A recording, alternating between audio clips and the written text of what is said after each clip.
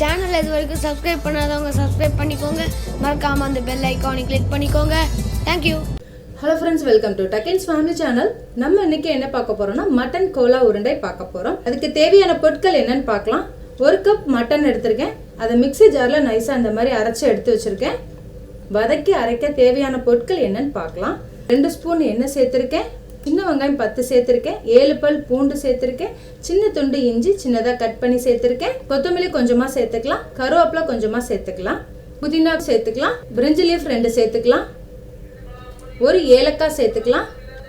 சின்ன துண்டு பட்டை சேர்த்துக்கலாம். 1 ஸ்பூன் கசகசா சேர்த்துக்கலாம். இப்போ இது எல்லாத்தையும் நல்லா வதக்கிக்கலாம். அதே தாச்சில் முந்திரி தேவையான அளவு சேர்த்துக்கலாம். ஒரு 2 ஸ்பூன் தேங்காய் திருவி எடுத்து வச்சிருக்கேன், அதையும் சேர்த்துக்கலாம். தூள் முந்திரி இல்லைன்னா நீங்கள் ஒரு 10 முந்திரி சேர்த்துக்கலாம். 2 ஸ்பூன் சோம்பு சேர்த்துக்கலாம். இதுக்கு எண்ணெய் சேர்க்க வேண்டாம். ஒரு வத்தல் சேர்த்துக்கலாம். 8 மிளகு சேர்த்துருக்கேன். 1 ஸ்பூன் ஜீரகம். ஒரு 2 நிமிஷம் நல்லா வறுத்துக்கலாம். நல்லா கலர் சேஞ்ச் ஆயிடுச்சு, ஆஃப் பண்ணியாச்சு. சூடு ஆறுனதுக்கப்புறம் தனித்தனியாக அரைச்சிக்கலாம். நல்லா அரைச்ச மட்டன்றதுனால சீக்கிரமாகவே வெந்துடும். 1/4 கிளாஸ் தண்ணி சேர்த்துக்கலாம். 1 டீஸ்பூன் மஞ்சள்தூள், கொஞ்சமாக உப்பு சேர்த்துக்கலாம். இப்போ ஒரு 10 நிமிஷம் கழித்து பார்க்குறோம். ஒரு 10 நிமிஷத்தில் மட்டன் வெந்துருச்சு. நல்லா சூடு ஆறிடுச்சு, அதை தனித்தனியாக அரைச்சிக்கலாம். மட்டன் நல்லா சூடு ஆறினதுக்கப்புறம் திருப்பி இன்னொருக்கா அரைச்சிக்கலாம். மிக்சிங் பவுல் எடுத்துக்கலாம்.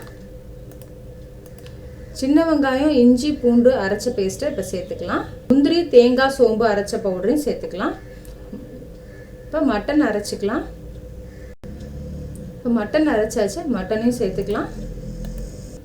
கடலை மாவு வேணும்னா இந்த டைமில் கடலை மாவு சேர்த்துக்கலாம். நான் ஒரு சேஞ்சுக்காக பஜ்ஜி மாவு சேர்த்து பண்ணுறேன். பஜ்ஜி மாவு சேர்த்து பண்ணும்போது அதிலே காரம் எல்லாமே இருக்கும். நீங்கள் ஒரு தடவை பஜ்ஜி மாவு வச்சு ட்ரை பண்ணி பாருங்கள், ரொம்ப டேஸ்ட் நல்லாயிருக்கும்.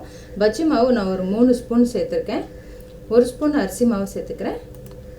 வத்தல் தூள் ஒரு 1/2 டீஸ்பூன் சேர்த்துக்கலாம். ஏன்னா பஜ்ஜி மாவுலேயும் ஆல்ரெடி காரம் இருக்கும், காரம் கொஞ்சம் கம்மியாகவே சேர்த்துக்கலாம்.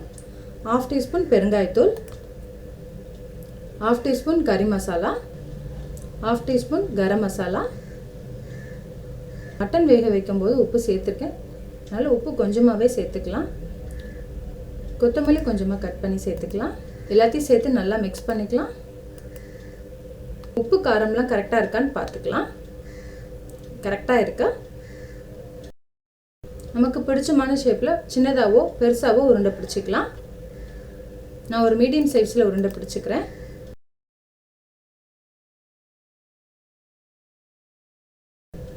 எல்லாமே உருண்டை பிடிச்சாச்சு.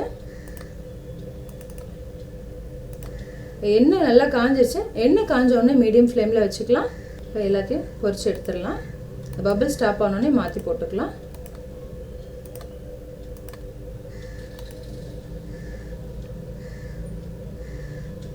ரொம்ப கிண்டுனீங்கன்னா கோலா உருண்டை உடஞ்சிரும், ரொம்ப சாஃப்டாக இருக்கும். அதனால் எண்ணெய்க்கு அடியில் கரண்டி விட்டு மாற்றி போடணும்.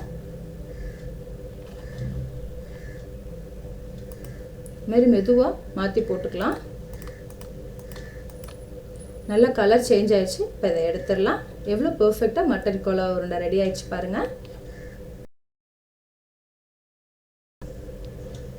நீங்களும் இதே மாதிரி செஞ்சு பாருங்கள். செஞ்சு பார்த்துட்டு ஃபீட்பேக் சொல்லுங்கள். தேங்க்யூ.